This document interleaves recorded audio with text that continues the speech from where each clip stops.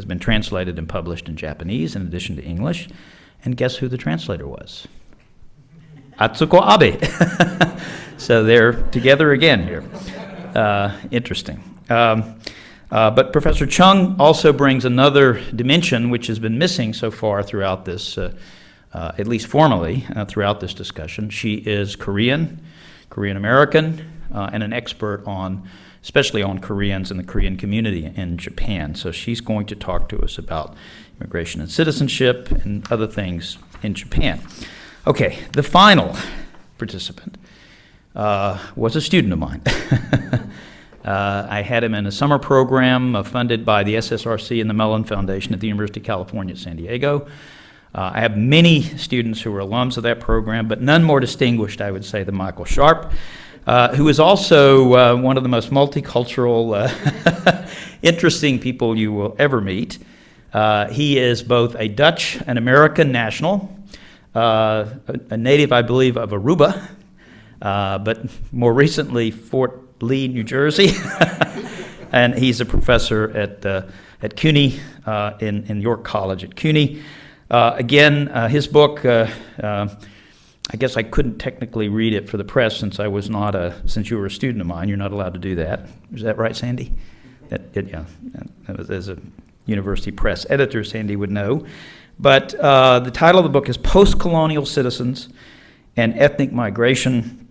And it's a comparison of the Dutch, Netherlands, and Japan in an age of globalization. So a very, very interesting project. So these are going to be our three presenters. I'm glad to see we've got a really good contingent of our students here this afternoon, and I've told them all they've got to take notes and be ready to ask good questions. So without any further delay, let's now go to Abe-sensei, who will make her presentation, and I believe she has a PowerPoint. You want to come up?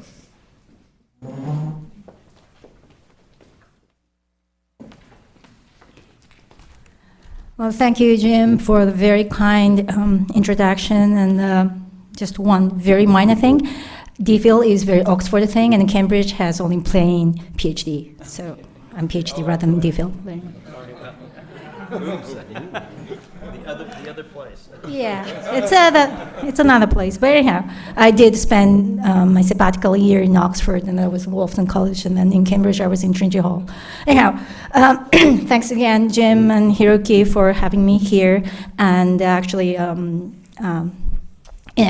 many of you know that 7 years ago there was the original panel of this, and at the time I gave a paper, but I couldn't come here physically because I was in my late pregnancy, and the doctor told me to stay put in the bed for 2 months. So instead of giving a paper here, Hiroki-san kindly took the role, like, well, Bill did for today.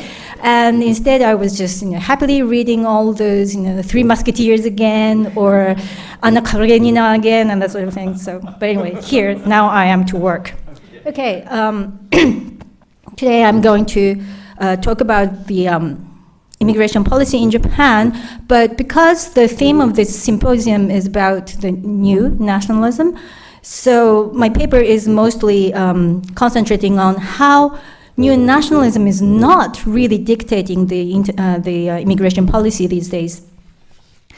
So to start with, the Japanese government has a very interesting and surprising change of the immigration policy recently, which earlier in our session, Annie pointed out about these construction workers. But if I sort of rephrase that, this is the first time ever that the Japanese government openly admits so-called low-skilled labor, even though the government calls it's not an immigration policy. It's only having those trainees in the construction sectors, but in all the main media's newspapers coverage, it is an immigration policy after all. So the de facto immigrants already in Japan, and the Japanese government doesn't really want to use the term immigrants, but then they do acknowledge the existence of those people. And also, not just the national government, but in different levels other than the national governments, such as the local governments, NPOs, grassroots activists, they all work in the integration of those de facto immigrants. And of course, at the same time, there are all this backlash of the, excuse me, neo-nationalism, or those netizens, the internet rights, who are quite anti-foreigners, plus spreading the hate speech. So first, I'd like to indicate some pictures of the myth of homogeneity of the Japanese society. It's after all a myth, but still the myth sort of has quite powerful impacts onto the Japanese public opinion. But in reality, it is really diversifying, not to the same level as the European society, for example, but let's see the numbers. Okay, it's not actually a good picture or a good exhibit, but already it's been mentioned that it's about 1.6 to 1.7% of the population in Japan are non-Japanese citizens. And this figure is only up to 2007, and because in 2007 there was the law enforced that in place of the alien registration system, now we have a different residence card system for non-Japanese citizens. So actually that's sort of now are having a different terms and pictures. But last night I learned from Consul General that he was actually in the process of making this legal change, as he was at the time working in the Ministry of Justice. But anyhow, you can see that alien registration, meaning those regular migrants, were increased steadily in this period, 1997 to 2007, but that increase has been so steady ever since the 1970s anyway. But also the other thing is that permanent residents, general, that means that the sort of bluish purplish figures, that's also increasing, and they are so-called newcomers. In other papers, people do use the term of old-comer, newcomer, and then roughly speaking, old-comer means that these are the people who, mostly Koreans and Taiwanese, had been in Japan since pre or during the war. That means that up until 1945, they were Japanese subjects, and their descendants, they are the old-comers, whereas newcomers, they've been in Japan since 1970s and onwards. So you can see that there are more and more newcomers in Japan, whereas the special permanent residents, they are the old, you can sort of use it as old comers. They're just gradually decreasing in number because of the age, but because of this intermarriages, especially in the Chung, the Korean, Chinese Koreans. And 1985 was the year that Japanese law finally changed, that women since 1985 can also pass on the Japanese nationality to their kids. Up until then, it was only the father's line that could pass on the Japanese lineage. That means that if a Korean man, Chinese Korean man, married to a Japanese woman, still the children could have the Japanese nationality ever since. So that means that, well, just simple demographic change, special permanent residents are decreasing in number. Excuse me. So, and another picture of the Japanese demography is about the registered foreigners, or those regular migrants, and I'm focusing on to the Koreans and Chinese. Well, in the earlier session, Annie pointed out about the impact of the Southeast Asians, but here I'm just showing the Koreans and Chinese nationals. It's quite a change in history that it used to be largely Koreans who are non-Japanese citizens living in Japan since 1945, but in 2007, Chinese nationals surpassed in number. And this, again, with the alien registration is the statistics. So I can give you the latest number under the system of Zaiju card, resident card system.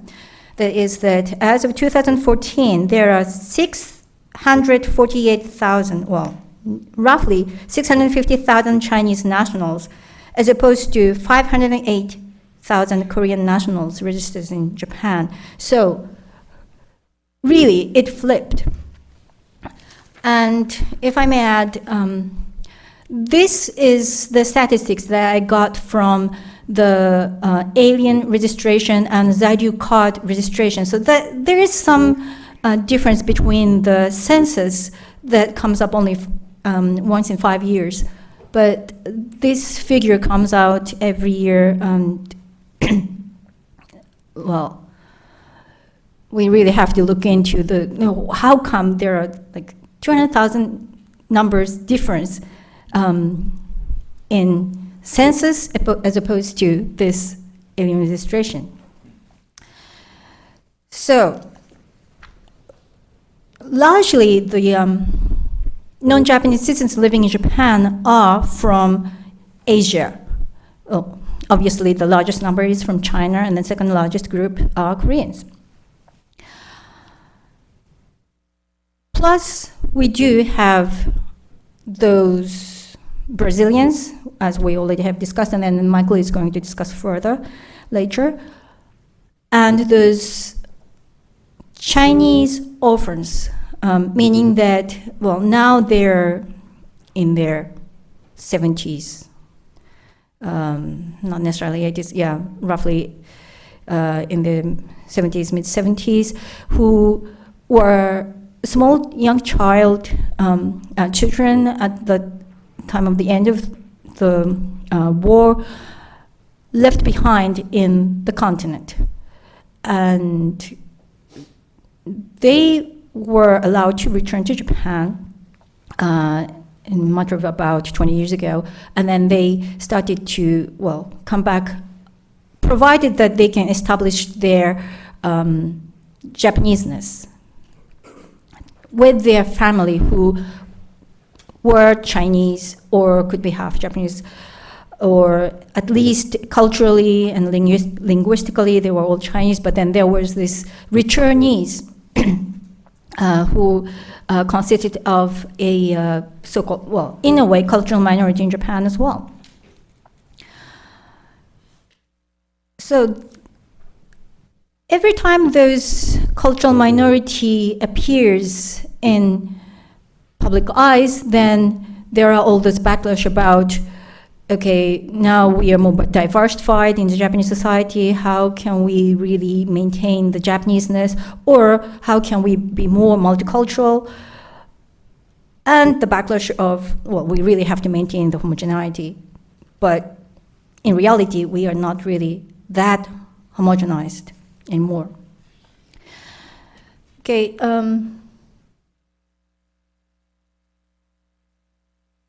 this is just the last figures, but then sort of updating after that alien registration system, you can still see that the number of resident visa holders, mostly Brazilians, declining, especially because of the economic crisis, and special permanent resident, the blue line, dwindling because of, as I said earlier, demographic reasons, but permanent resident, they're increasing in number. And don't we want to call them as immigrants at all? And in general definition, or more, let's say, the common usage, they are immigrants. Now, I'd like to turn to issues of immigration policy, although the term by the Japanese government is not immigration policy, but something else, yet in reality that's immigration policy because it is to accept those people to stay with,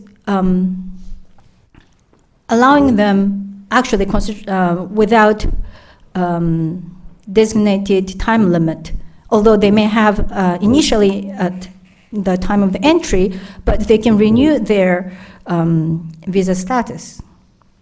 So the first thing is, well, I should really apologize for this part. Annie already covered this part. Nurses and elderly care workers. There is a significant shortage of labor in this area. As a result, Japanese government agreed in those economic partnership agreement with Southeast Asian countries to allow in total 500 people each from these countries. And what happens now, well, after 7 years of the realization of the agreement, was that we do not have enough people to fill up the quota anymore. People are not really willing to come to Japan as much as trying to get the job in the same job as in Canada or USA or Australia.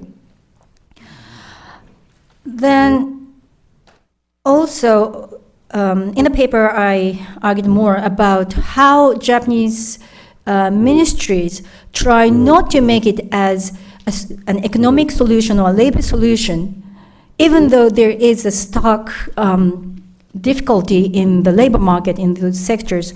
But they said that this is just to, well, on the surface, this is just to help the development of those workers in their skills. But people do not develop their skills just by changing the diapers of the old people or the sick people with the full nursing certificate. You already saw in Annie's slide that they are already qualified nurses or caregivers, but still they have only the trainees status in Japan. That means that they are not allowed to do the full work until they pass the Japanese national exams. And another sector that Japanese government, decided that, okay, we need more labor force is the construction, and then that is so much to do with the 2011 tsunami earthquake, devastated areas in northeast Japan, plus 2020 Tokyo Olympics. And then there have been all those criticisms that, okay, now there's not just shortage of labor, but then construction companies don't want to take up the jobs in the Tohoku region, northeast region, because that doesn't make as much money as in Tokyo, and then there are more business chances in Tokyo. As a result, now this prospect of Olympics is hindering the reconstruction of the northeast region. But okay, this is a side effect, side issue. So at least this opening up the construction industry to the foreign labor is a very drastic change in immigration policy in Japan. And another area which sort of going away from the labor is the immigrant integration, especially the education areas.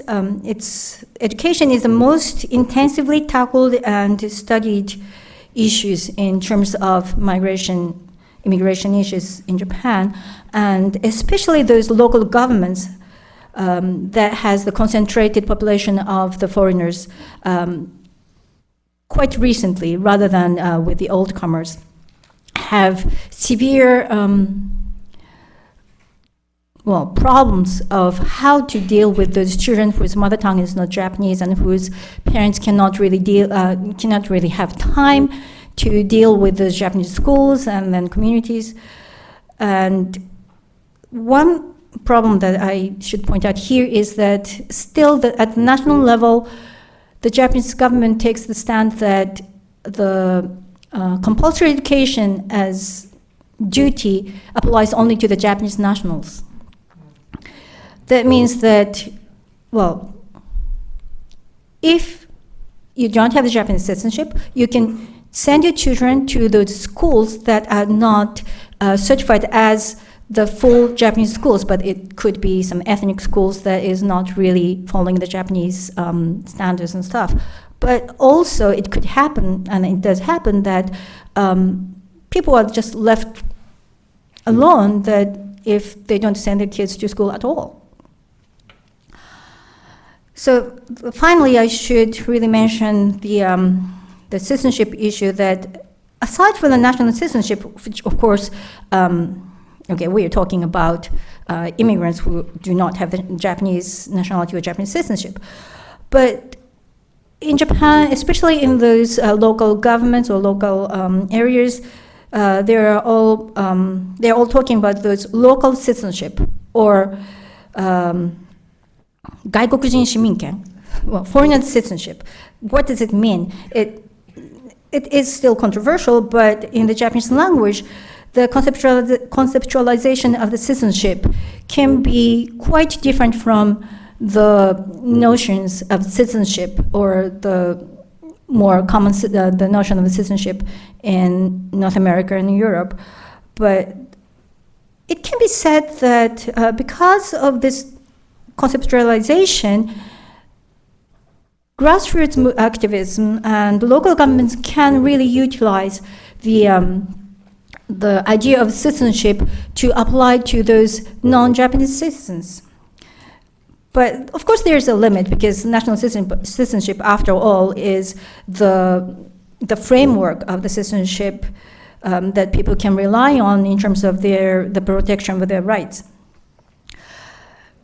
So, as a concluding remark, I want to say that, something that I'm going to repeat from the beginning.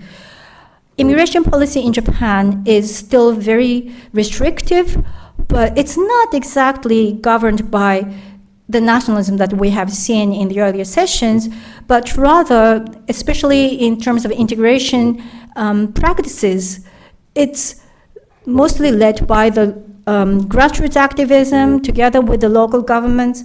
That is really a reality. But at the same time, there is this national level sort of no welcome of the immigrants. But thank you. Thank you, Atsuko. Forgot to mention we should have kept Annie up here with her presentation, but Erin, please.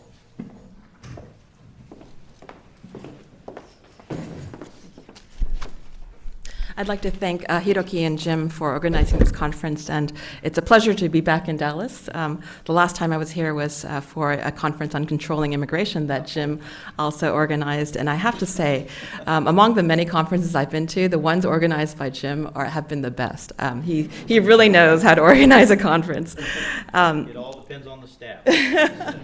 Yes, and thank you, and it's been actually a pleasure to meet the staff of the Tower Center, who've just phenomenal.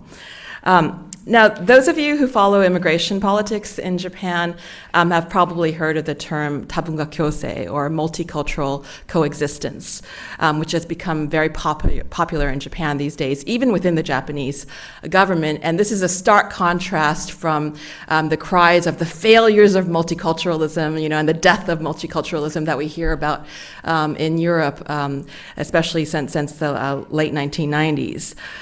Even more radical concept that Professor Abe mentioned is the concept of the foreign resident citizen, or gaikokujin shimin, that some, but certainly not all, immigrant advocacy groups, as well as progressive local governments, have used in reference to kind of the institutionalization of citizenship rights, specifically for non-citizens. And some have heralded these terms really in juxtaposition against the more mainstream monocultural ideology mythologies that Onuma Yasuaki has referred to as the myth of the homogeneous nation in Japan, the Tanitsu Minzok Shakai no Shinwa, that have been used to justify Japan's closed borders and restrictive citizenship policies. Now, despite these opposing stances, I actually argue that these exclusionary and inclusionary responses to immigration are really kind of two sides of the same coin, in that they're both based on the paradigm of what I call citizenship as identity, in that the focus is really on formal citizenship status rather than on ethnicity.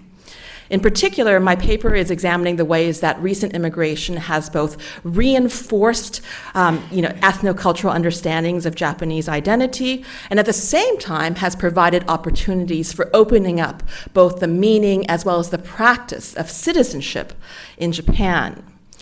Now, those of you who are familiar with the immigration literature in the United States, you might note that for the past 2 decades or so, there's been a growing body of scholarship that looks at how new immigration to the United States has shaped existing racial and ethnic categories and communities. And a number of works have analyzed the relationship between native-born minority communities and recent immigrants, such as US-born African Americans and Black immigrants from the Caribbean and Africa.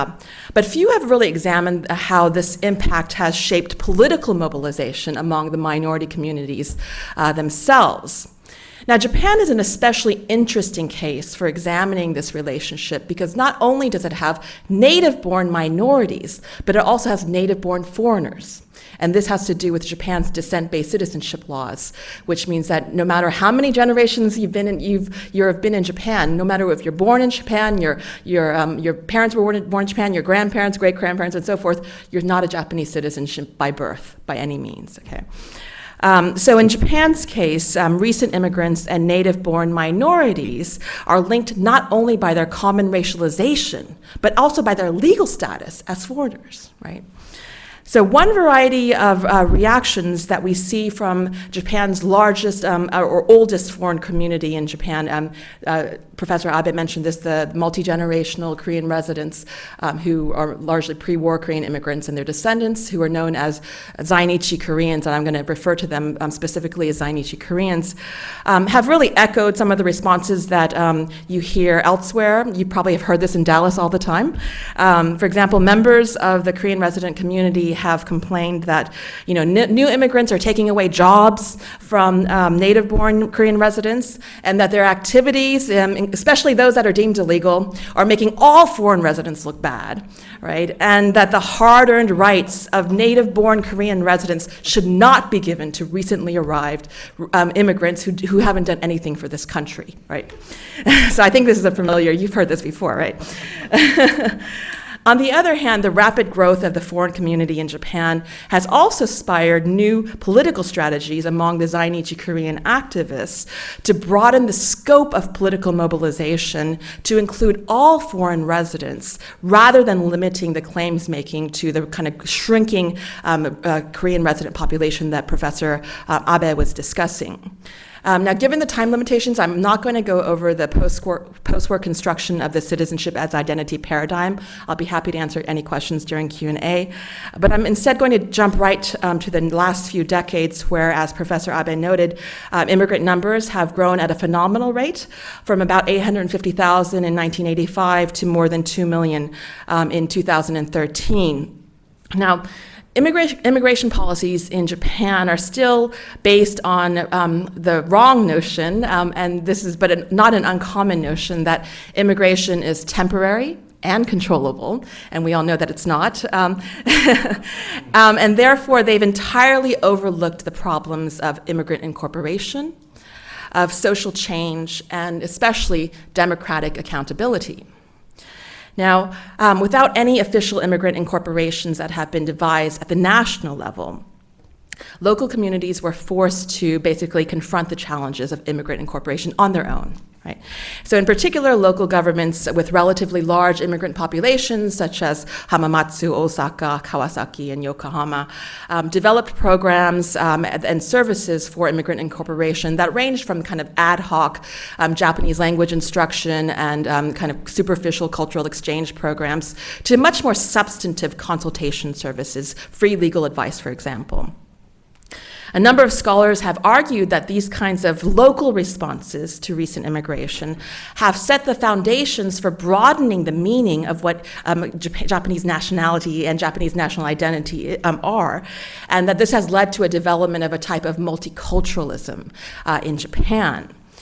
At the same time, these locally based movements that advocate for greater toleration of differences do not necessarily challenge conventional understandings of Japanese national identity. Now, the concept of multicultural coexistence, tabunka kyosei, is centered around the idea that Japanese nationals, those with Japanese nationality, who are assumed to be culturally homogeneous, can live together and tolerate foreign nationals who are assumed to be culturally different from Japanese nationals. Now, I want to emphasize that this concept differs significantly from the more radical idea that Japan is becoming a more diverse society, that Japan is becoming multi-ethnic, as Professor Wong was discussing in her presentation. And rather than promote this kind of social change and acknowledging actual social change happening within Japan and among Japanese nationals themselves, this limited form of multiculturalism that we're seeing developing in Japan really encourages conflict avoidance, the status quo kind of maintenance, as well as ethnic privatization, right? You practice your ethnicity in private, not in public. So I argue instead that recent immigration has actually strengthened post-war Japan's citizenship as identity paradigm among both the anti-immigrant exclusionists as well as the pro-immigrant multiculturalists. So despite their obvious differences, both groups situate Japanese and non-Japanese in discrete categories, right? They're never commensurable. And they distinguish these groups along national rather than ethnic lines. Now, the position of Nikkei, or ethnic Japanese immigrants in particular, highlights the ways that both groups draw on this citizenship as identity paradigm, and Professor Sharpe will be discussing the Nikkei a bit more in detail in his presentation.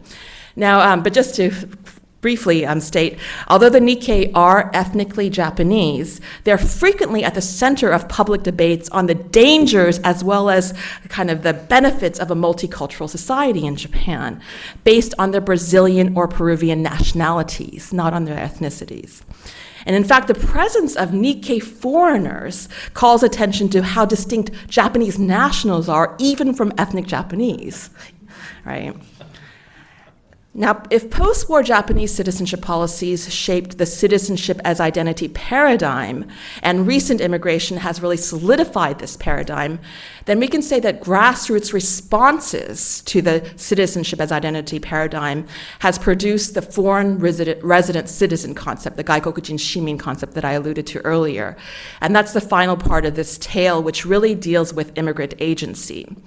So until the late 1980s, the foreign community in Japan, as Professor Abe was noting, was really largely divided between highly assimilated, long-term Korean and Chinese residents who were nearly invisible in Japanese society. They were actually passing as Japanese in their daily lives, and short-term, phenotypically distinct Western, mostly white foreigners. And in fact, US citizens made up the third largest group of foreign residents in Japan in 1985 after Koreans and Chinese.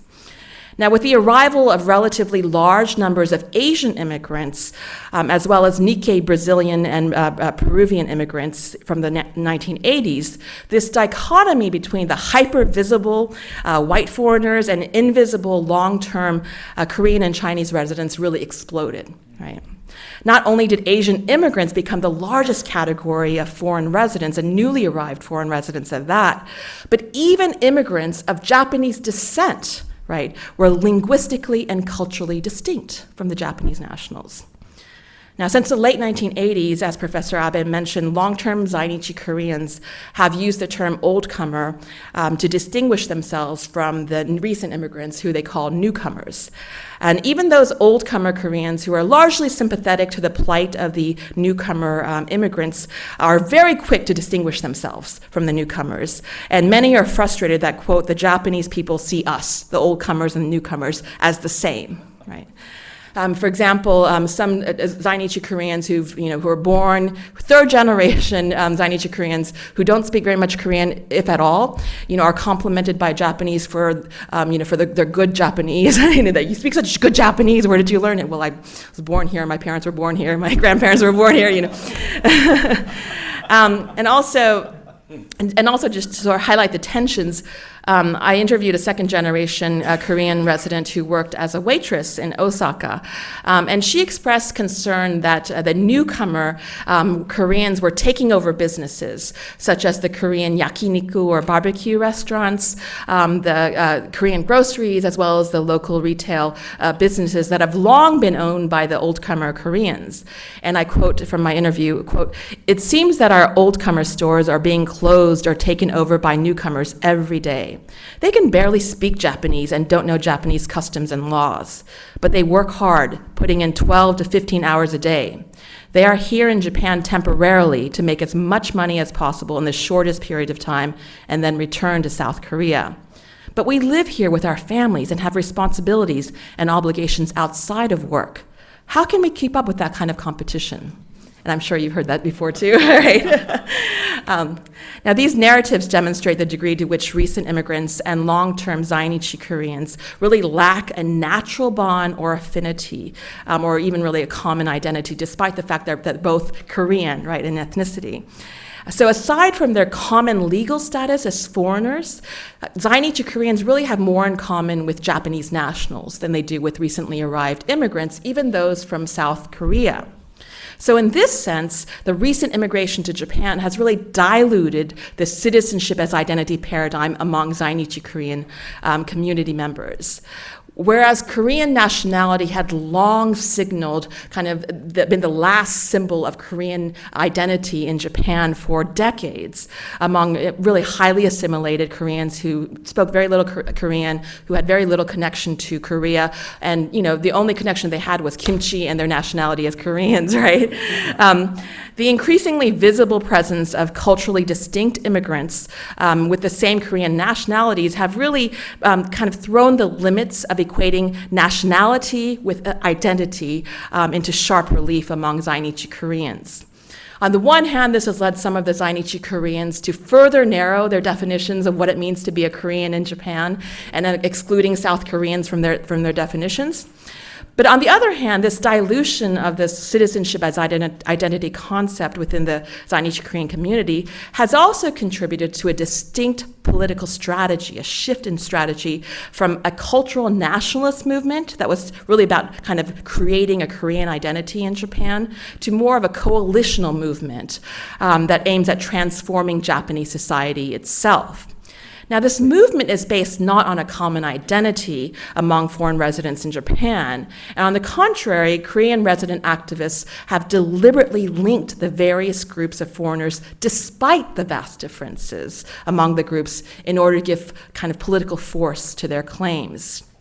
So contrary to the assumption that minority communities will kind of feel a linked fate with immigrants and vice versa, this sense of solidarity does not really come naturally, and in fact really has to transcend the resentment and suspicions that exist between the two communities. In other words, the linking of fates has to be done by deliberate political strategy. The goals of this new movement is really to develop a society where coexistence, multicultural coexistence, means acknowledging group differences as well as equality, rather than hiding them, and really not being involved actively in the community rather than avoiding confrontation and pressures by non-Japanese groups to pass as Japanese, right? So it's really about acknowledging the fact that there are differences within Japanese society, and that more importantly, Japan is becoming a multi-ethnic society. So I'd like to conclude with some thoughts on the relationship between immigration and democratic participation in Japan. Now, there's no doubt that immigration provokes nationalist responses of some kind, no matter where you are, right? Whether these are, xenophobic attempts to expel all foreigners, or alarmist perceptions that immigrants pose a threat to national security or social stability, or really simply kind of attempts to define what we mean by us versus them, right? But recent immigration to Japan has been met with the full gamut of these responses, and as a result of the more virulent strains that we saw in Nathaniel's talk, Japan has earned the reputation of being an immigrant-hostile society. The level of hostility towards some immigrants, as Professor Abe was noting, among some segments of Japanese society is really on par with the degree of enthusiasm demonstrated by others. But I think it would be a mistake to assume that these seemingly contradictory attitudes are diametrically opposed. While there are clearly pro and anti-immigrant groups in Japanese society, they overlap in their adherence to post-war Japan's citizenship as identity paradigm. Anti-immigrant groups target foreigners regardless of their ethnicity, whether they're Chinese or they're Thai or ethnic Japanese from Brazil. Likewise, the concept of multicultural coexistence encourages the superficial toleration of foreigners residing in Japan, including ethnic Japanese foreigners. In contrast, recent immigration has weakened the citizenship as identity paradigm among Zainichi Koreans and their descendants, and has propelled social movements that go beyond identity politics to the practical politics of living with diversity and building democracy through the participation in diverse local communities. So when members of different ethnic groups who in Japan are still presently distinguished by nationalities share in the common practice of citizenship, the idea of a type of Japanese citizenship that is rooted in civic ideals rather than in blood ties becomes increasingly commonsensical, and it opens up the space for contestation, deliberation, and possibly policy reform and social change. Thank you.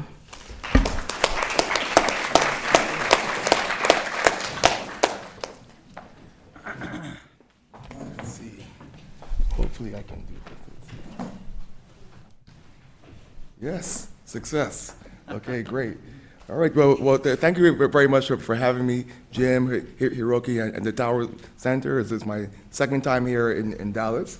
Full disclosure, like Jim, I've been married to Japan for many, many years. Not as many years as Jim, but yeah, my wife is from Japan. I also lived as an immigrant in Japan for some time. And so some of the biracial children that Dr. Wang mentioned, I've contributed to the production of it. Okay.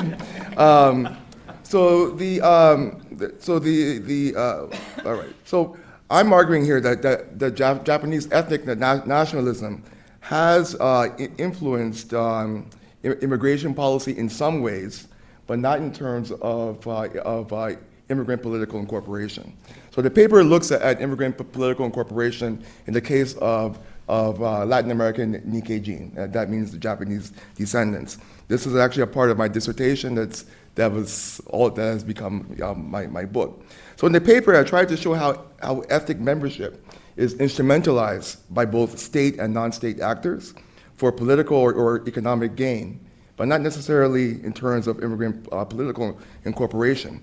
And ironically, the same groups I discuss here who are legally in Japan because of their Japanese ethnicity or bloodlines were recently paid to go back to Latin America, originally on the promise that they don't return to Japan on the same visa, right? So this speaks to some of the ambiguities of Japanese ethnic nationalism that I think that we've heard about throughout today's sessions. So some of this you've already heard. But we know that Japan maintains strict restrictions on immigration, particularly unskilled immigrant labor. You also know from previous presentations that the Japanese government helped to coordinate previous out-migrations of Japanese to Latin America in the 19th and 20th centuries. By the 1980s, booming Japan, in booming Japan, there was a need for cheap labor, right? And more workers were coming in from the then declining Middle East oil industry. And as Suda and others have written, this was resented due to Japan's nationalist concept of ethnic homogeneity and an ideology of common ethnic ancestry, and led to a change in policy that allowed Japanese descendants to come back and live in Japan, as Dr. Wang and I think Dr. Abe have noted. They could come back to live and work in Japan on a special visa called the Teijusha visa, based on their status as Japanese descendants. So this is derived from the 1990 Immigration Control and Refugee Recognition Act. Okay, and so again, you know some of this. So this basically allows multi-generational people of Japanese descent to live and work in Japan. Originally on the premise of visiting their ethnic homeland, but really, as many would argue, it's acted as a side door for cheap labor, right? Cheap and also, at least originally, culturally appropriate immigrant labor. All right. Now, Brazil and Peru have two of the largest communities of Japanese descent in the world, right? Between 1985 to 2004, the number of registered Brazilians and Peruvians in Japan went from just 2,000 to well over 300,000. And we've already noted the major groups, but actually in the early 2000s, the Brazilian and Peruvian Nikkei were the third largest group of foreigners, if you count them together, in Japan, as well as the country's newest ethnic group. Okay, you can see here, I've tried to highlight Brazil and Peru. Something else I should note, few Nikkei have Japanese citizenship, right? Many are second or third generation with little ability in the Japanese language or familiar with the culture. And as has already been noted, the Nikkei youth, Dr. Chung has noted, right, our Brazilian youth in particular are noted as in the media as or they've been stigmatized as being associated with crime. Okay. So what I try to look at here is, as co-ethnicity provides the basis that makes Nikkei legal in Japan, does this play any role in formal and informal political processes? Why didn't the Japanese government extend citizenship to Nikkei as do other governments? For example, the Germans did, or the Italians.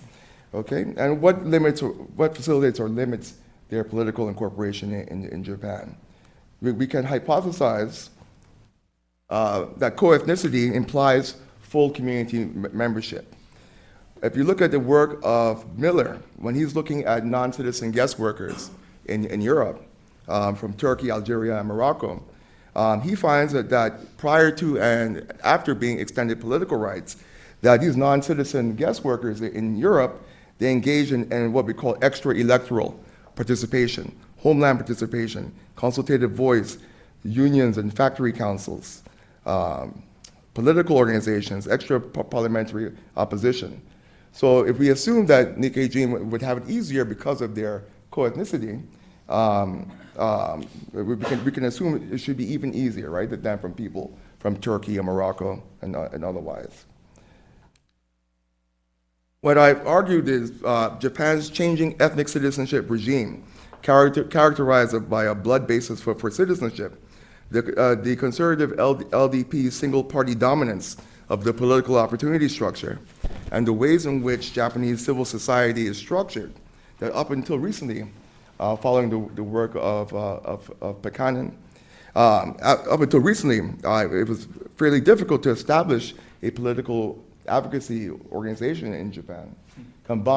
You combine that with the relative newness of the population, the language problems, the small size of the group, and the status of the group, I think these things combine to limit their political incorporation. I'm not going to go through methodology here, but what I found, well, you can't see it too well. What I found is very limited political incorporation at all levels. Definitely more on the local level, right? For example, I think we've already mentioned there are things such as foreign residence assemblies, right, where non-citizen residents can participate.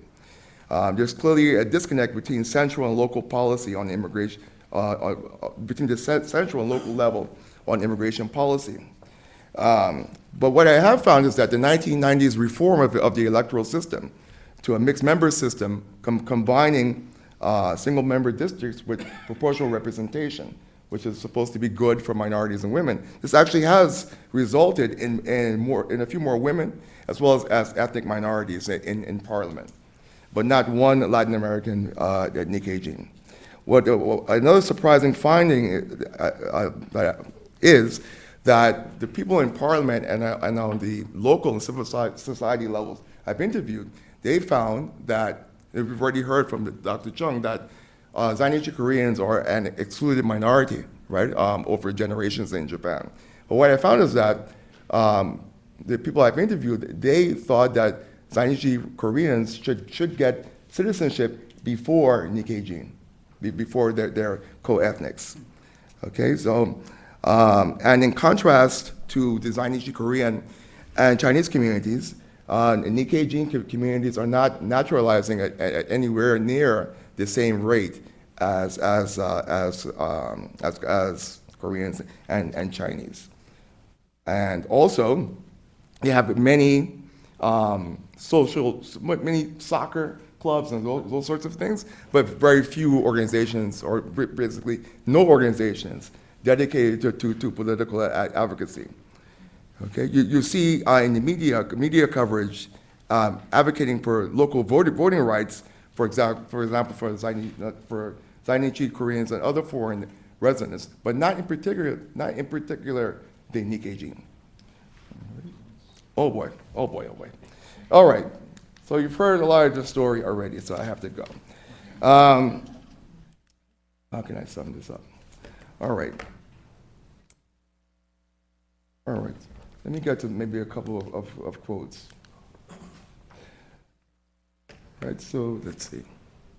Right, so this is a member of parliament that was elected, Mr. Haku, and he's saying here how he was the first, well, maybe the first for a very long time, right, to be publicly known as a Korean Japanese, and he sees this as a reflection of how of the changing attitudes in Japanese society. All right. Sorry, I got away. The time got away from me. All right. And another quote. So in terms of priority, I do believe that those who are living in Kawasaki for a longer period of time, the Korean residents should be considered first priority when giving the right to vote instead of Nikkei gene, going against the co-ethnicity hypothesis. All right. Let me see. I have one. So what I've seen, what I noticed that you see many bills, right, advocating for the rights, for extending voting rights, and this comes usually from the Zainichi Korean community and targets the Zainichi Korean community. Okay. And so many speculate that the interest of the new Komeito party in promoting some of these bills has actually been in capturing the votes of many Zainichi Koreans, members of Soka Gakkai, right, and a Buddhist organization that's affiliated with new Komeito. Right. How am I doing? Almost out of time? I'm out of time, right? Close. All right. Okay. All right, so I've already noted that the increasing number of Korean and Chinese nationals have taken Japanese citizenship, and this will increase their power as a political constituency. The numbers of Brazilians and Peruvians have also increased in terms of gaining permanent residency, but still, their numbers can't compare to Koreans and Chinese. Okay, so I've given you the political opportunity, civil society argument, but I'd like to close it with this. But in the wake of the global financial crisis, the Japanese government came up with this, right, a program to actually pay people of Japanese descent, particularly Latin American Nikkei, to actually go back to Latin America, initially on the premise that they don't return. That angered a lot of people, and this is the first time you really see political action being taken by Nikkei. Okay. But as this quote says, right, some people did appreciate the support of 200 or 300,000 yen, right, to go back. All right. Okay, so in conclusion, I think all of this says much about the disconnect between the nationalist sentiment that may fuel parts of immigration policy and the outcomes in terms of immigrant political incorporation. This case tells a lot about how nationalism can inform immigration policy and the relational nature of the politics of ethnicity and citizenship. And what I think is oddly enough, although this policy was established to maintain the homogeneity, it may have actually helped to push open the doors to the realities of an increasingly multicultural Japan. All right, thanks. Did I go too far over? Thanks. For those of you who did brave the weather and stay, I want to give you plenty of time to weigh in on these presentations. And I think what I will do is just try to ask one or two pithy questions of each of the presenters. Then we'll go to the audience and let you guys weigh in. But I would just, start by saying, and I was watching some of the people in the audience during these presentations, especially my friend Zaira Alcazar, who's sitting here. For us in Texas, this does sound like a familiar story, and in the United States. I think everybody can agree on this. But for some reason, it still seems almost unimaginable that Japan would become a country of immigration, that it would have large-scale immigration. To some extent, looking at Annie's presentation and the other presentation here, we know that that is not true. That Japan is changing, it is taking immigrants. So one question I would have for all the panelists is, and for those in the audience, is why the disconnect here?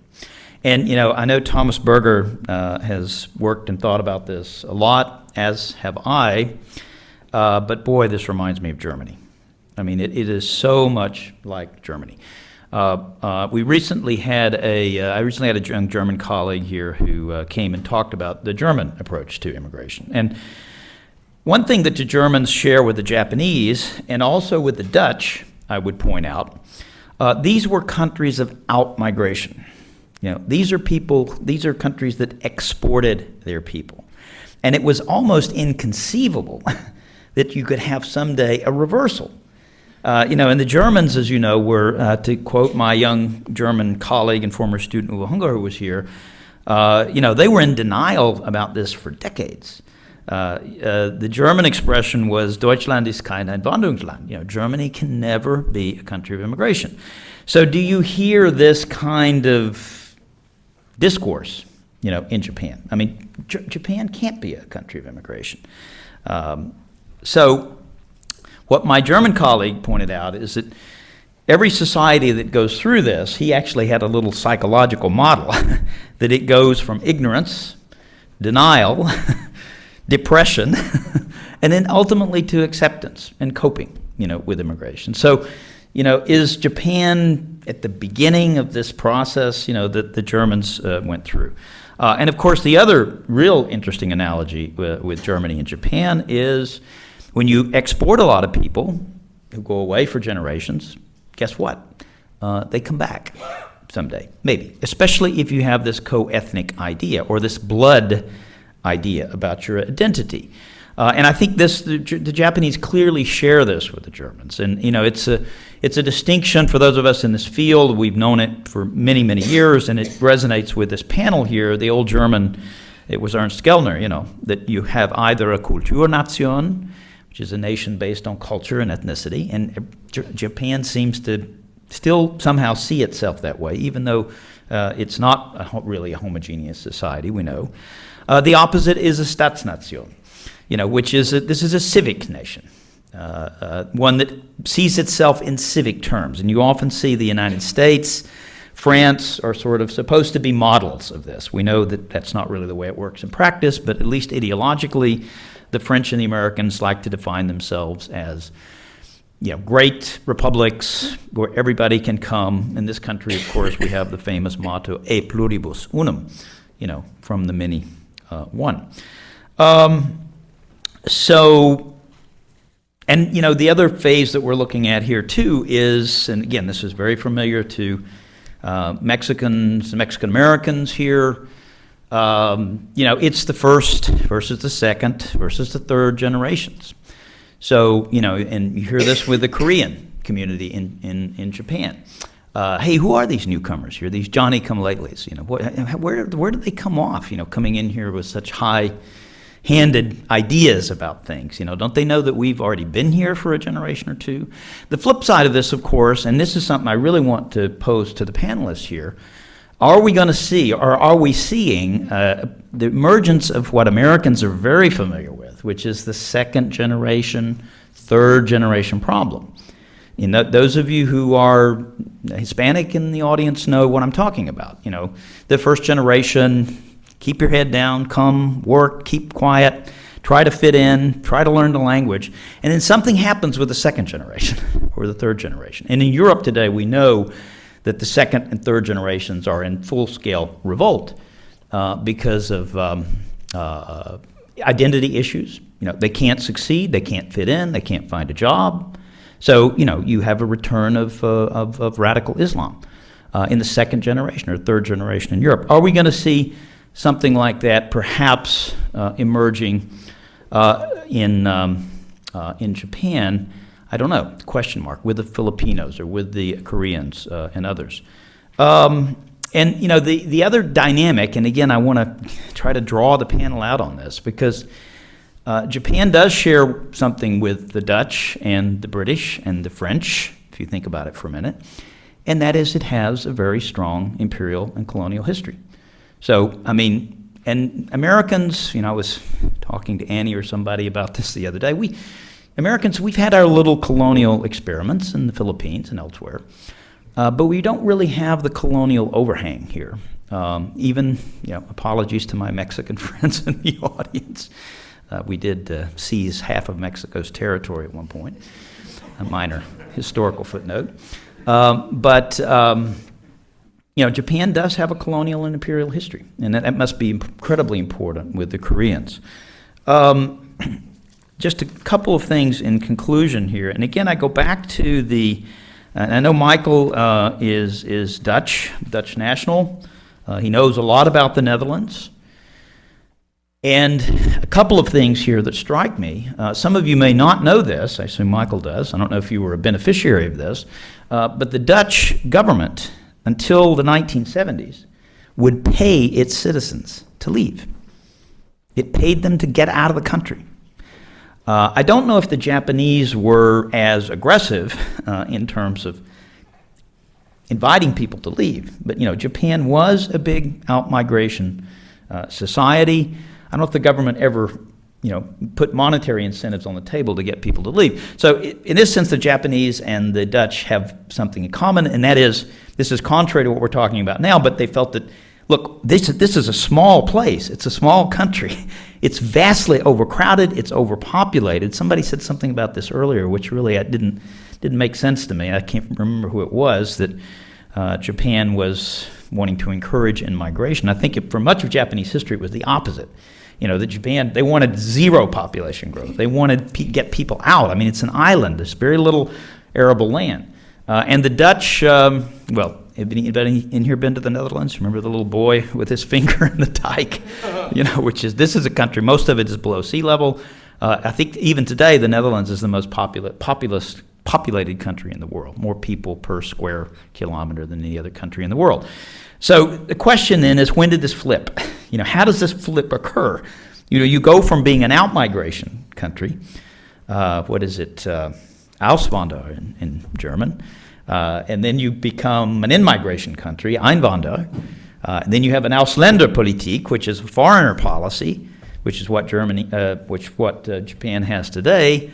But then you've got to think about Einwanderungspolitik. You've got to go to having an immigration policy, not just a foreigner policy, but an immigration policy.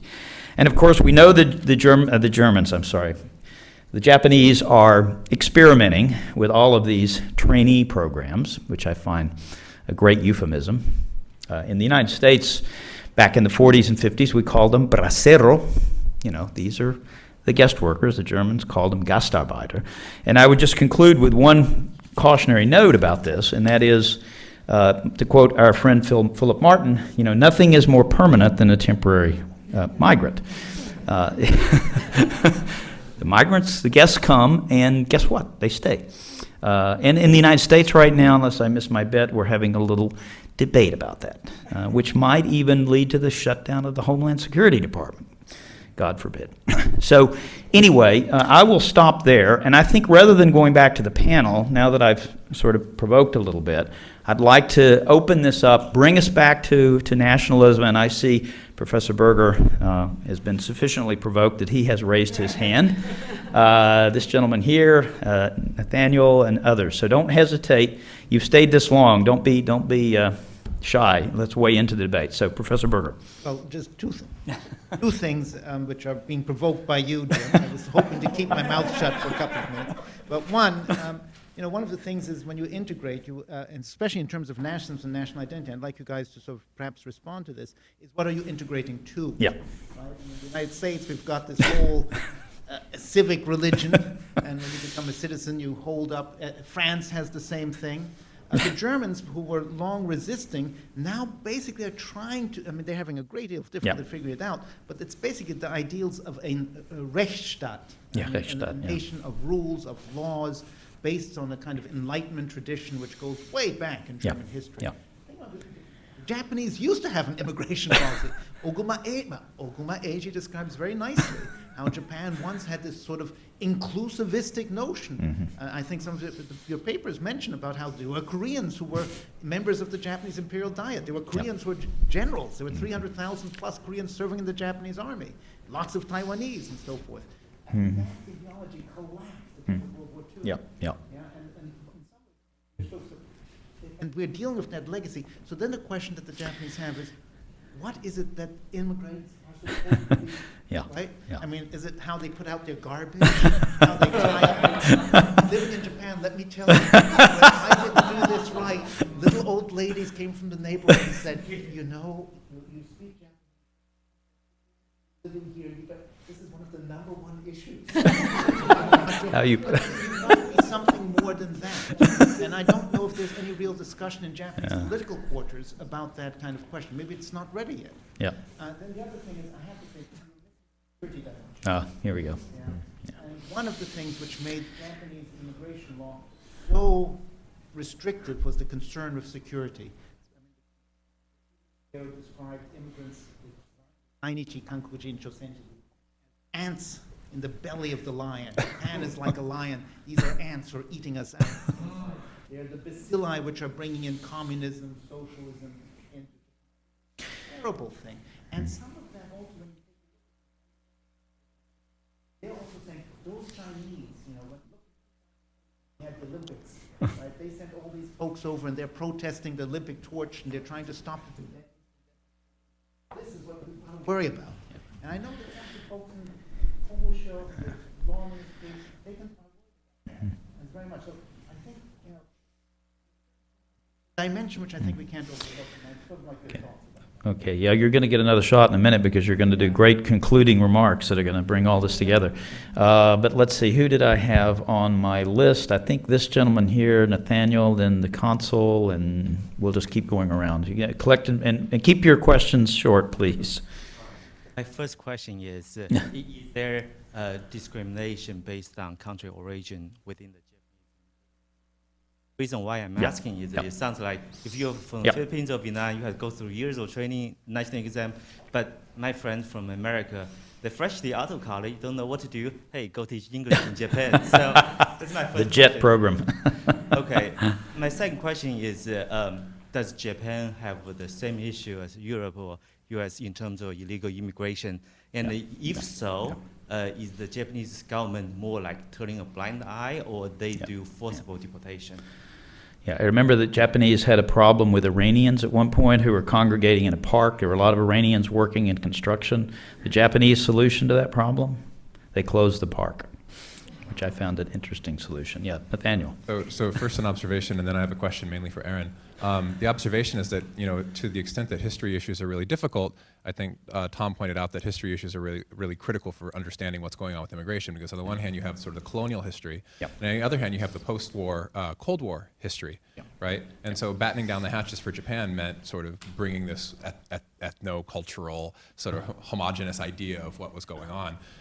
But my question for Erin was if she could sort of speak a little bit about where these ethnically Korean activist groups are coming from. Because on the one hand, there was a really intense disagreement between people that were associated with Mindan and South Korea and people that were associated with Chosen-Soren and North Korea. And so in describing the shifts that you're talking about now, is this sort of an outgrowth of sort of the post-North Korean activist groups that are very, I mean, you mentioned them being kind of assimilationist, but my impression is that they weren't, right? That's where they had ethnic schools and the idea that ultimately you're going to go back to North Korea, and that waned as North Korea became a less attractive place. But I think the Korean population in particular is really interesting for trying to figure out this sort of integration versus having an ethnic identity that's based around things that are very much against the idea of assimilating. Okay, I know the Consul General had a question. Leslie has a question. If we can take these questions, and this gentleman here, why don't you let this gentleman here, since you're close, we'll go to the Consul General, then to you, and then to Leslie. And we'll take good notes, and then we'll come back and do one big last roundtable. So, my question is that is Japan will become like United States, and that means that in US, if immigrants come, and you don't hide your identity, origin, but you speak out. Then after generation, then it will be possible for making a political inroads into the system. And what happens in Japan is that because we cannot distinguish ourselves, I mean the Japanese, Korean, Chinese, we look very similar. So if we don't speak, we cannot tell whether you are Japanese or Chinese or Koreans. And because we have got the system of this informal system of Koreans and for that matter any other nationality to use pseudonym in daily life. So Kim Dae-jung can become Kim Davidson. And so Korean minority can pose like Japanese. And but I think as naturalization and the more Koreans applying for becoming Japanese, then it's paradoxical. But they start to come out that they are actually Korean origin, and so it's a long way to go. But I think this will be the start, and after that, some of them were like Mr. Park in the Japanese parliament to become the political motivated person to represent Korean minority. So will that happen? So that's my question. Great question. This gentleman here, then Leslie, then Alex. We'll stop with Alex, but please make your question very brief. You're behind you. I had a question. Dr. Sharpe mentioned earlier that the African immigration in Japan. I remember the mayor of Tokyo, notorious that he is, mentioned like Roppongi being, being filled with foreigners. Like particularly they're concerned about Nigerians, like other Nigerians that get involved, they open up their own bars, they get involved in organized crime, like bouncers or whatever.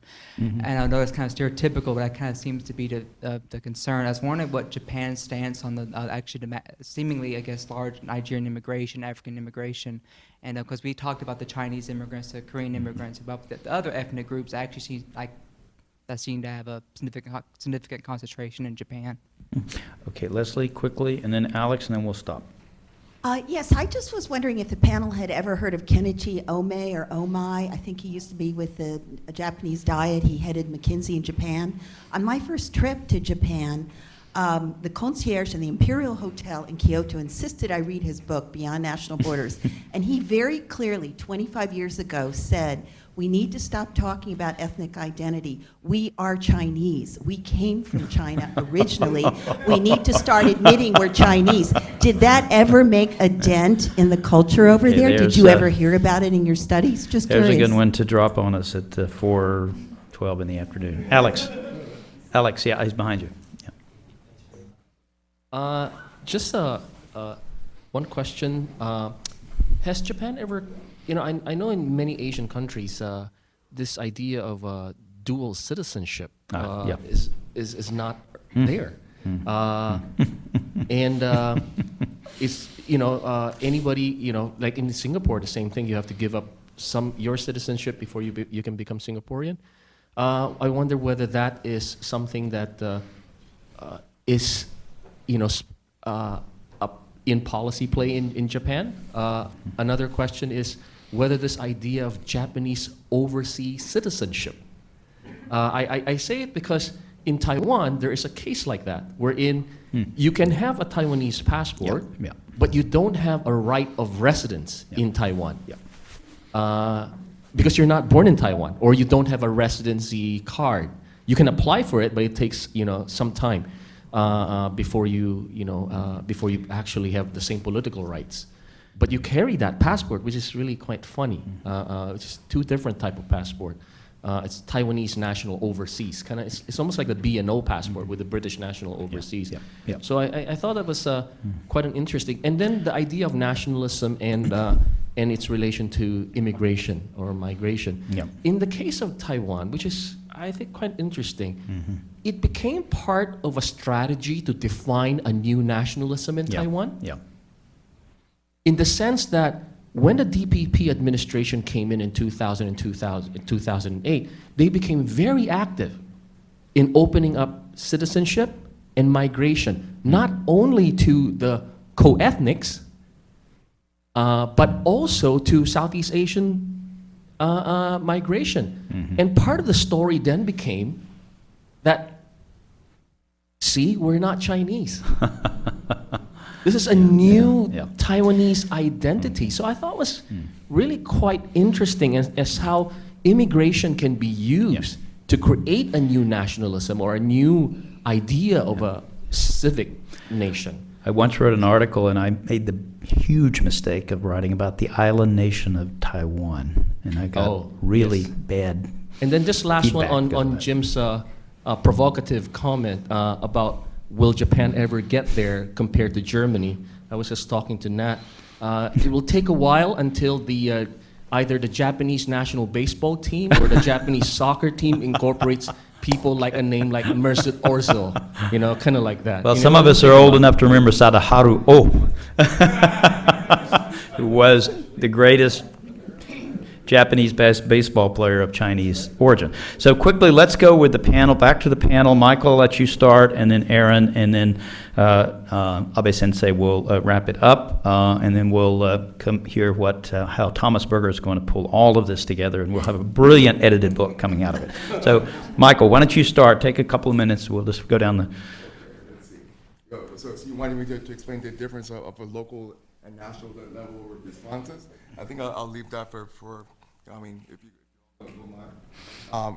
The comparison of Netherlands and Japan, I've done some of that in my work, and it really is remarkable that both the Netherlands and Japan actually pay their people to leave, right? But I think this is in the direct relation to the the political economy. Yeah, yeah, yeah. And perhaps there may be a sort of differentiated citizenship. Yeah. As for and the funny thing is, it kind of happens as a cycle once it's happening again. Yeah, yeah. Right? Let's see. What are you integrating to? That's true. The security dimension. You're right, Thomas. It stands out as something that's constant. Yeah. Right. And something that maybe we haven't mentioned much. I think it's maybe in the papers, but definitely the security dimension of immigration, of Japanese immigration policy. I think it's always a factor. Let's see. Is there discrimination based on the country of origin? Well, I can, and I'll relate this to your question about Africans, because my experience in Japan is that perhaps, well, definitely, there seems to be a kind of differentiation on the way people are treated. People from advanced countries, right? I mean, of course, they're skilled and educated, so they're allowed to come in. But also, other people come in, right? I mean, and but what I have noted from others is that there is discrimination against Africans and people from South Asia. And I think that's a direct relation to the level of development, you know, of their societies. Yeah, so that's definitely out there. Dual citizenship. From what I know, yeah, my children are triple citizens, but according to Japanese nationality law, they have to give it up at age 21. But I wonder, and I speculate whether or not that will actually change it someday. As the demographic change happens, will actually will the prospect of dual citizenship be being extended? Will it actually expand? On the idea of Japanese overseas citizenship, it's very interesting that people of Japanese descent seem to be recognized when they're outside of Japan, but excluded once they're in Japan, right? And right, because you can come in, right? There's a special visa, but it made me think about other immigration regimes, such as the Italians, right? Have a seat in their parliament for overseas Italians. But it also made me think about the Indian diaspora too.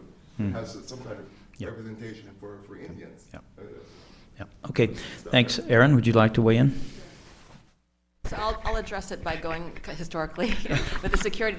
Post-war immigration in Japan has always been about security, and it began with the security question, especially the question of what to do with the over 2 million Koreans and Chinese former colonial subjects who are in Japan.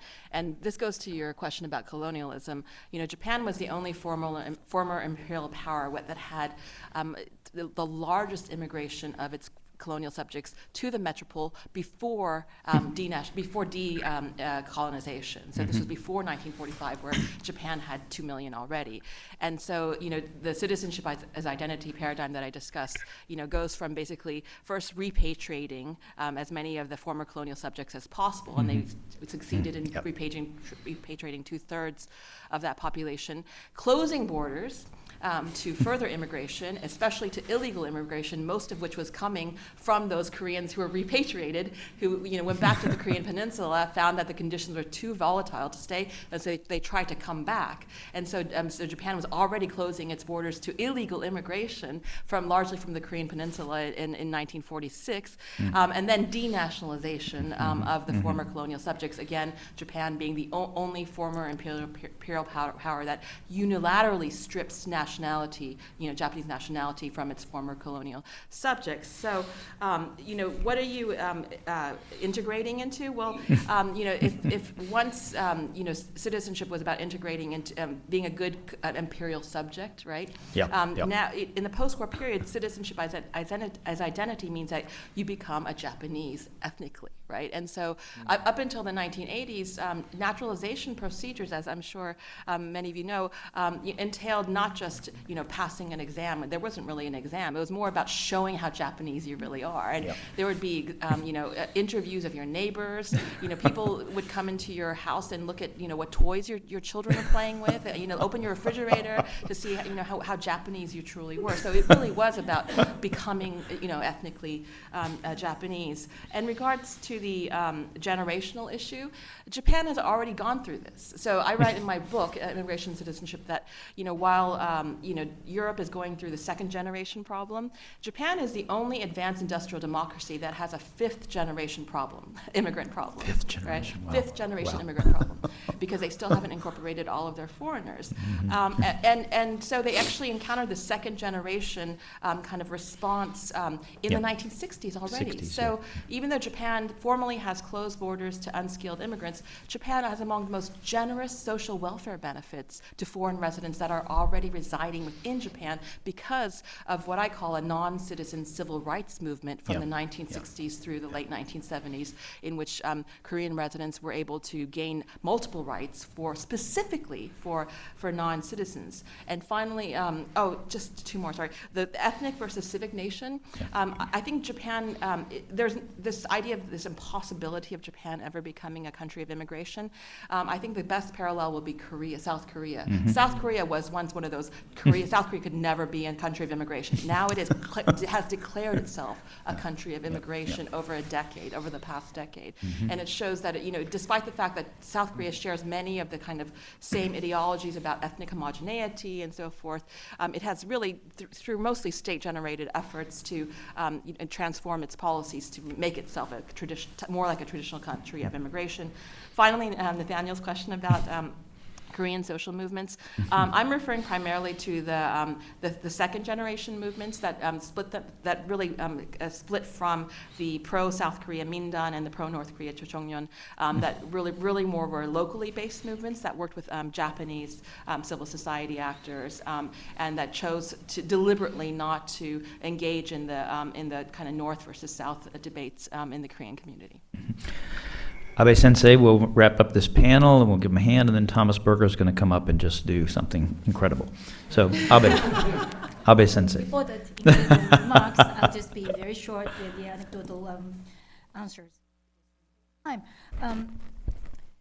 Japan be really a country of immigration if Japan or Japanese government really tries to be? Is what I think, because with this demographic pressure or demographic problem, Japan in a very near future can become so unattractive to migrants. I mean, can Japan remain be a favorite destination? Yeah. I mean, during the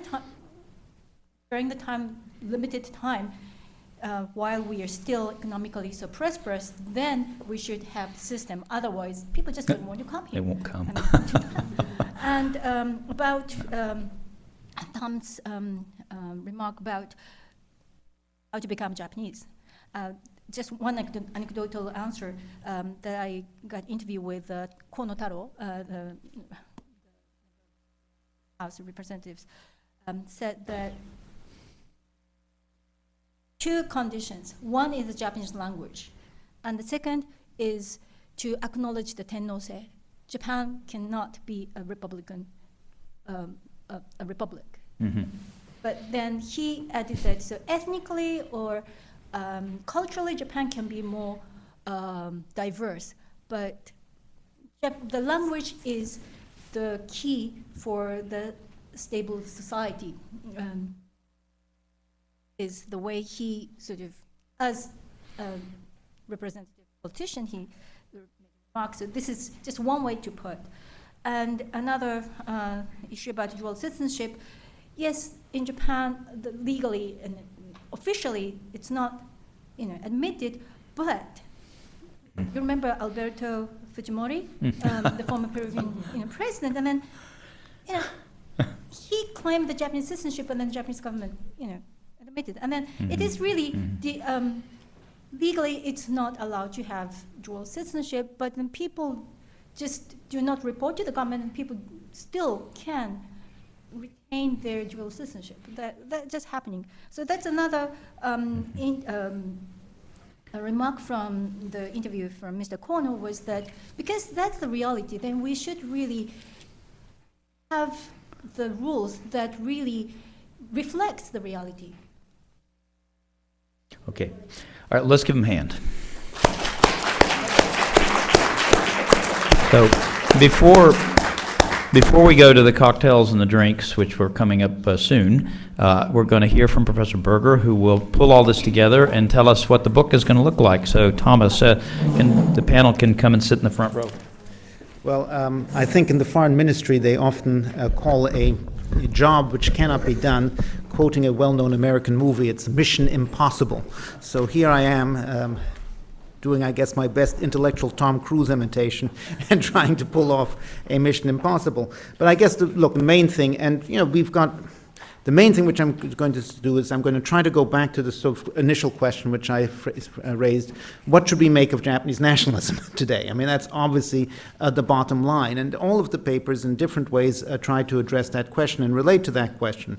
Now, I think we've learned certain things. We've got some disagreements among us, by the way, but I'm not going to bear those right now. We'll have dinner later on, and we'll talk, and we'll be emailing and doing lots of that stuff. But for the sake of the audience, I mean, I think there are a couple of points. First of all, Japanese nationalism is not monolithic. There are many different types and ideas about what Japanese nationalism is. It is protein, it is changing, it is shifting over time, we can certainly distinguish between different types of varieties. The kind of Japanese nationalism that usually causes such great concern, that is a kind of very raw and rough, expansive, assertive sense of Japanese national identity, it is there, but it is there in a diluted form. It has always been there in Japan, but it is also counterbalanced by other types, other understandings of what Japan is and what Japan is about. That more raw type of Japanese nationalism also has changed over time. It has, and I'll say something about that. But it comes again into the fore under certain kinds of circumstances. One of the things we probably did not talk about sufficiently is it's coming into the fore as a result of certain kinds of challenges. As I think I said in my remarks, nationalism, people appeal to some form of national identity. Nationalism is a type, among other things, not only an ideology, but it's also a type of social technology. It is a way in which leaders find ways to mobilize the society for a joint common enterprise. And there are certain challenges which causes people, leaders, to try to find some way to call upon the Japanese people to respond to those challenges. Some of those problems we didn't talk about. There are economic challenges. Japan is coming off of a lost decade, and a decade, I wouldn't call it a lost decade, but a decade of relatively slow growth. When I first went to Japan in the 1980s, Japan really did feel like the land of the rising sun. Well, it's the sun past noon. There is really a sense that, well, it's not going to disappear into the ocean anytime soon, and I wouldn't go too far with this kind of astronomical, analogy. But there is a sense that Japan is declining, and in many ways, as I get older myself, I appreciate some older Japanese politicians and foreign ministry people told me we're trying to find ways of aging gracefully, trying to find some way of managing, holding on to the great accomplishments. After all, Japan has a lot to be proud of. Rebuilding from the ruins, meeting challenges, including the 3/11 challenge, tremendous problem. But there are lots of things that one can point to that Japan has done and is doing, but you need to mobilize the population for that and deal with this economic problem. There are social concerns. We didn't touch upon that either in this class, as I reach for my lectern instinctively, in this meeting, in this workshop. I mean, there is a great concern about rising social inequality, what the Japanese call kaksa shakai. There is great concern about certain kinds of social problems like hikikomori, frita, problems of the unstable labor market, and the kinds of social and other psychological malaises which are associated with that. And again, nationalism and calling upon the Japanese people to find themselves is a way of trying to address that. And I think that's something which is felt very intensely, among others, by Abe Shinzo and other conservative Japanese leaders. but not only the conservatives. And of course, what we have talked about is that there, and this is an important part of it, there are international challenges. I mean, the East Asian environment, I'm not predicting war, by the way. I'm actually sort of guardedly optimistic that things are not going to be, that Japan and the other countries are going to manage the international challenges. But it is a very tense situation. The possibility for incidents are very real. And further down the line, there are serious security concerns.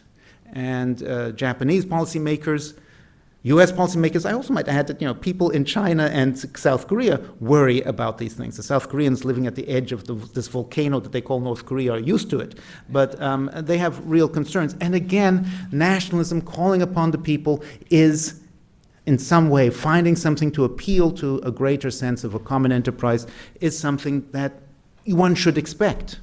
And so we've pointed to some of these things, haven't touched upon all of them. And in this context, you have a natural tendency to call upon nationalism. The type of nationalism that we see with Abe Shinzo has many positive aspects. We have, as I think Armitage pointed out yesterday, we are seeing a very active prime ministership after 5 prime ministers in 5 years and a great deal of policy paralysis. We are seeing real efforts to tackle some of these challenges. We can also point out that some of these challenges, there are certain inherent limitations. And Len Sharpe and I were, I don't see Len here, but in any case, oh, there you are. Len Sharpe and I were trying to point to them. Len talked about some of the inherent contradictions which are attendant, as sort of what he called the nationalist dilemma of trying to seek autonomy while being dependent upon the United States, about trying to increase security, but some of those efforts to increase security create increased tensions and therefore undermine security. There are those limitations. There are limitations which are built into the Japanese political system, that the Japanese, because you have a disagreement within Japan about what exactly Japan stands for, that places limitations on how far you could go with a more hardline set of policies. And then again, when we take a look at certain things, for example, when we take a look at immigration policy, yes, Japan is different. It is relatively close, but it is opening in all sorts of ways. Again, if you go back to, I studied Japanese immigration policy for a little while. I should have done more with it, but we have more guilt that I have to deal with. But I remember talking with people, or reading and talking with people about the history of the Japanese Korean population. And one of the terrible events was 1924. There was a big earthquake, the Tokyo earthquake. And in the wake of that earthquake, there was a dreadful anti-foreign backlash. All types of sort of militias, Jiedan, sprang up, and because they believed that the Koreans were a security threat, there was what they called the hunting for the Koreans. There was a large-scale massacre in large sections of, and that was happening at the level of civil society with cooperation of local authorities. Today, and in some of the readings, right, despite the sort of reluctance and sort of standing off from the embracing a more positive approach to immigration, what we have seen is the springing up of all types of civil society groups which are aiming to help. It's not only the activism of the Koreans and other foreign groups in Japan, which is an important part of the story, but they are also being helped by lots of other groups inside of Japan, beginning with old retirees, women, as well as left-wing governments, trying to help them, beginning with things like filling out labor, like going to the local office, filling out government forms, applying for health insurance. There has been a substantive shift at the level of Japanese society, also with relation to foreigners. And there's a kind of, the discourse, which in the 2008, which Annie referenced, the 2008 Supreme Court decision in which they changed the eligibility for Japanese citizenship, again, reflects a change in mentality. And so it is a slow process. So, in many ways, yes, Japanese nationalism is back, but it is a gentler, softer nationalism, which is pursuing issues that we can understand. So should we relax? No, not entirely, right? Actually, when we did this the first time, we were trying to come up with a slogan for this volume. I had this image of a gentler sun in a darker sky. And there's something to that, I'm afraid. there is a rising sun, or an effort to reassert Japanese nationalism. It is a gentler form of Japanese nationalism. It is, if Kevin Doak were here, he would go through one of the chapters which we didn't have a chance to present. He is unfortunately away, which sort of traces the lineage of Japanese nationalism. And a deeper understanding leads to a more nuanced understanding of where the conservatives are coming from. But at the same time, the context has changed. The context of Japanese politics is changing. Some of that context is internal. You need to deal with a growing number of foreigners. That foreign population is growing. There's the Japanese phrase is miteru minai furishiteru, right? You see something and you're pretending it's not there. Ostrich-like, you stick your head into the sand and assume that it isn't developing. Now, fortunately, we have not seen in Japan the development of anti-foreign groups of the sort that we have seen in Europe. Yeah, I mean, we don't have a Front National in France. We don't have Pegida, which we're now seeing in Germany, which is sort of a disturbing anti-foreign. We don't have an active anti-foreign. I mean, the far right has not taken the immigration issue until recently with the Zai Tokai, but they don't have the kind of purchase in Japanese politics that some of these other groups do. But that can change. Those of us who know the history of immigration in Europe realize just how fast that moved. And it could become a divisive issue. So unfortunately, the Japanese inability, partly because of their conceptions of nationalism, partly because of the extreme difficulty of getting consensus, are leaving themselves vulnerable to potential problems on that front, as on others. And also, of course, the other area in which the darkening sky is darker is the East Asian region. The East Asian region is much more tense. The possibility for an inadvertent incident taking place around the Senkaku Islands is very real. The possibility that, for example, some group of demonstrators in China finally kills a Japanese tourist. Yeah. And then perhaps some far right-wing group in Japan kills some poor Chinese exchange student. This would not, of course, be necessarily the beginning of a war, but it would lead to a hardening of attitudes inside of Japan, China. It could have impacts upon Korea and its own understanding of its interests, which would move the region in a darker place. So we can't relax about Japanese nationalism because it can have consequences of a sort that it didn't have in the past. What does that mean in terms of policy? And what does it mean? Well, I mean, first of all, I mean, what's the role of academics? We try to understand problems. We try to provide an analysis. We hope that that analysis is persuasive and helpful. To be forewarned is to be forearmed. Try to understand, also to speak with our Japanese interlocutors, to speak with others, to help them understand that issue. And then I think the other thing which, again, comes up very much in the context, we've talked about this in the context today of Senkaku and history, the United States has very strong reasons not to get in front of these issues. On the history issue, Alexis Dudden and I would be disagreeing quite strongly, for example, on what we should be doing on the territorial issue. But we are moving right now in a situation, this is part of the pivot to Asia, we're moving to a situation where we're getting a lot closer to Japan in a number of security issues and a number of other diplomatic issues as well. It's not just military security, it's a whole range of issues of which TPP is part, of which the pivot to Asia is part, our diplomatic approach to the region. And we need Japan to work with us, and we need to talk with our Japanese partners. Historically, the United States and Japan have worked quite closely, but we have not tried to coordinate our activities in these different realms in the way that we used to, that we might, and that I suspect we will increasingly have to. Again, this is a little bit inside the beltway, and I think I'm standing between you and your drinks. But I think in some ways, which I don't, and dinner after that, so I'm not going to stand here much longer.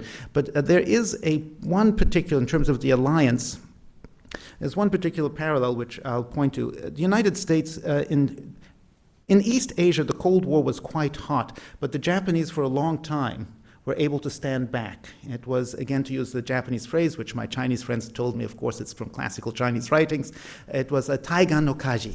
It was the fire on the opposite shore. You know, oh, isn't that terrible? It's kind of pretty from a distance what's going on in Vietnam, but it's terrible. Aren't we lucky to be here in Japan and not dealing with that? Well, the fire is closer. Europe used to be very different during the Cold War. Europe was on the front lines. And as a result, the Europeans and the Americans had to, in the context of the Cold War, coordinate our policy much more closely, our diplomatic policy as well as our military policy. This was known as the dual track approach in European context, those of you who know NATO. Dual track means that, look, we understand that there's tensions, but problems, but if America reaches out to Russia, the Europeans would worry that we were going behind their backs and neglecting deterrence. On the other hand, if we increased deterrence, the Europeans were worrying that we would be dragging them into a war in which they had no interest. Yeah?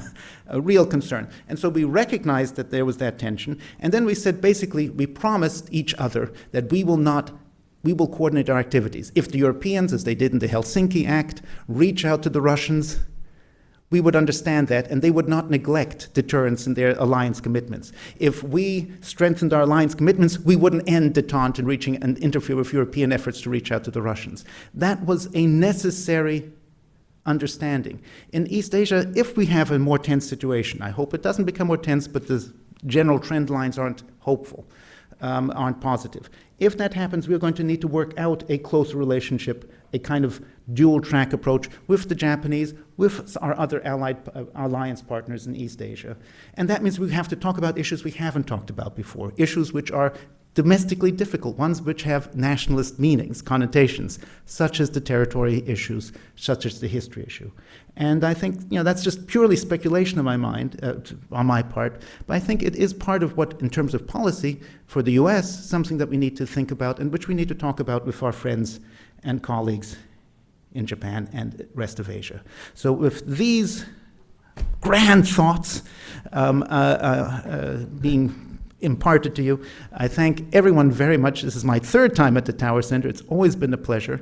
We're going to work together with you guys. We're going to be meeting for dinner. We're going to be having lots of emails afterwards in the next few weeks, in fact.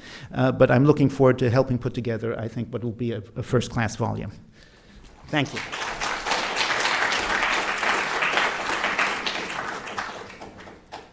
Thank you very much. Currently, Tower Center is experiencing proliferation of interesting events. And so today we have another event at the Jones Great Hall, where we had a dinner last night and lunch today. And it is about NGOs and state in Africa. And you are all welcome to stay and attend. The program will start at 5:30, but bar will open at 5. So we take it as a reception for that event. You are welcome to attend the reception after this. I would like to thank our Tower Center member staffs because the proliferation of interesting events will not happen without excellent staff members. And then we do not have a good number of staff members. We are doing this basically with just 4 staff members. So I would like to thank all of the members, Luisa De Rosal, and then... 4.5 staff members. Oh yeah, okay. And then Ji Eun-pyun and Leila Fidi and Cindy Thompson. So please join me for applauding the staff members.